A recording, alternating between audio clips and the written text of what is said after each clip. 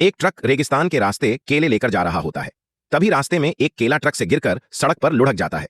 रात में बहुत तेज बारिश होती है और उस केले को थोड़ी नमी मिल जाती है। कुछ दिनों बाद उसी जगह एक छोटा सा केले का पौधा उग आता है, लेकिन तेज धूप में पौधा सूखने लगता है।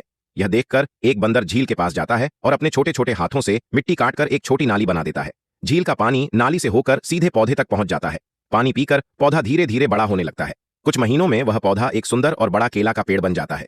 अब बंदर और जंगल के सभी जानवर उस केले के पेड़ की ठंडी छाया में आराम करने लगते हैं। इसी दौरान बंदर अचानक रोने लगता है, क्योंकि किसी ने लाइक और सब्सक्राइब नहीं किया।